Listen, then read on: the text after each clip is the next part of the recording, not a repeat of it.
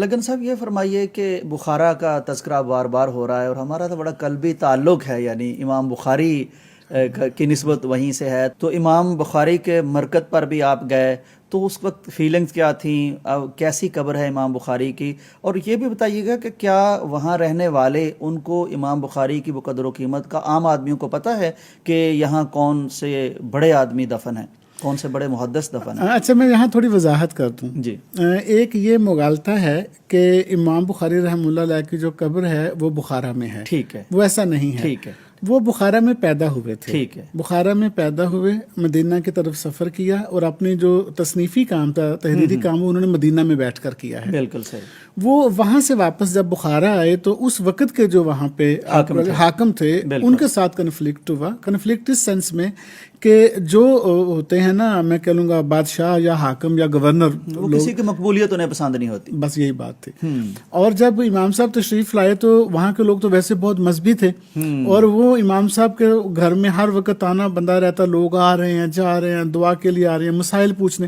اب دیکھیے شاگرد آ رہے ہیں. اب جس نے اتنی بڑی کتاب لکھ دی ہے احادیث کی کہ جس میں 4 6 8 راوی بیان ہوئے ہیں، اور اس عالم دین کی یا اس محدث کی یا اس مصنف کی جو گفتگو ہے یا اس کی بات میں کتنا وزن ہوتا ہوگا، حدیث پہ وہ کیا اتھارٹی ہوں گے.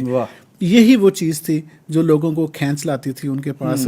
اور یہاں سے ایشیائی کوچک جسے ہم ایران کی طرف سائڈ پر کہتے ہیں، پھر پیچھے ترکی کی طرف سے بدخشاں، یہ جو آج تاجکستان کا علاقہ، افغانستان، اور یہ ہمارا ساؤتھ ایشیا جو بر صغیر تھا، پوری دنیا سے لوگ وہاں جاتے تھے، امام صاحب کے پاس پہنچتے تھے جو مسلمان لوگ تھے. تو ظاہر ہے وہ ناگوار گزرتا تھا انہیں، تو انہوں نے انہیں وہاں سے شہر بدر کر دیا تھا. تو سمرقند میں وہ تشریف لے آئے تھے اور آخر اپنی زندگی کے انہوں نے 8 9 سال سمرقند میں گزارے ہیں، اور پھر یہیں ان کا انتقال ہوا اور سمرقند میں ان کی تدفین ہے. سمرقند شہر سے تقریباً کوئی 24-25 کلومیٹر کے فاصلے پر ایک گاؤں ہے، وہاں پر ان کی جو ہے نا وہ لحد ہے اور وہاں وہ مدفون ہے. رشیا کے دور میں انہوں نے ہر چیز، ہر مذہبی شناخت کو اور علامت کو جو ہے نا وہ انہوں نے تہس نہس کر دیا کہ یہ نظر نہ آئے. اور امام صاحب کی قبر پر جانے پر پابندی تھی اور انہوں نے کہا جی کہ یہاں پر کوئی نہیں جا سکتا، اور اس کو 100 میٹر پہلے سے سارا نا بند کر دیا گیا تھا، خاردار تاریں لگا دی تھی. تو امام صاحب کو ظاہر نہیں لوگوں کو نہیں جانے دیا جاتا تھا. کہا جاتا ہے کہ جب ازبکستان آزاد ہو گیا تو اس وقت انڈونیشیا کے پریزیڈنٹ وہاں کسی کانفرنس میں آئے تھے اور تاشقند میں، تو انہوں نے اس وقت اسلام کریموف جو اس وقت کے پریزیڈنٹ تھے ان سے کہا کہ مجھے امام صاحب کی قبر پر جانا ہے. تو انہوں نے کہا ہاں وہ ہے تو سی سمرقند میں. تو انہوں نے کہا میں وزٹ کرنا چاہتا ہوں، مجھے خواہش ہے کہ میں دیکھنا چاہتا ہوں. انہوں نے ان کو جلدی سے 1 دن کے لیے روکا. انہوں نے کہا آپ رک جائیں، موسم صحیح نہیں ہے. کچھ وقت لیا انہوں نے، اور پھر سمرقند کے گورنر سے کہا کہ جلدی سے اس کو صاف کرواؤ، راستے صحیح بہتر کرو تھوڑے سے، کیونکہ ہم نے ان کو لے کر جانا ہے.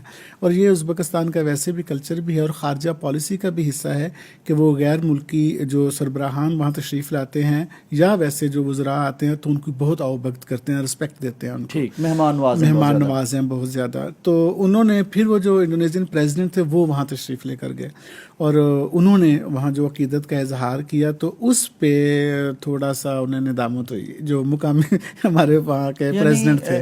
بلگن صاحب وہ جو تسلط رہا، جو جبر رہا، اس کے بعد یہ بھی تھوڑا سا دور ہو گئے. تو یہ پہلے شخص تھے جنہوں نے دوبارہ یاد کرایا کہ یہ بھی کوئی ایسا ہے. سر یوسف بھائی آپ میری بات سنیے گا، 3 نسلیں گزر جاتی ہیں 70 سال میں. جو جب رشیا وہاں پر آیا ہوگا 1930 میں آیا وہ، جب وہ آیا وہاں پر تو اس وقت جس کی عمر 30 سال تھی وہ 100 سال کا ہو گیا، مر چکا تھا اس وقت. آگے جو 10 سال کا بچہ تھا وہ 80 سال کا ہو چکا تھا.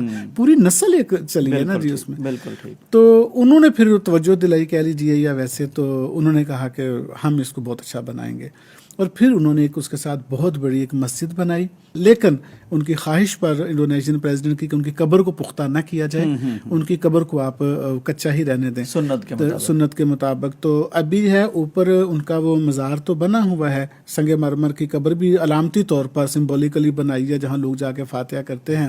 لیکن اگر نیچے آپ دیکھیں تو دروازہ پرانا سا لگا ہوا ہے کہ اس کی کنڈی کھولے تو نیچے کچی قبر ہے. وہ قبر الگ ہے لیکن وہ ایک علامتی مزار انہوں نے اوپر بنا رکھا ہے. تو اب اس کو بھی انہوں نے گرا دیا ہے.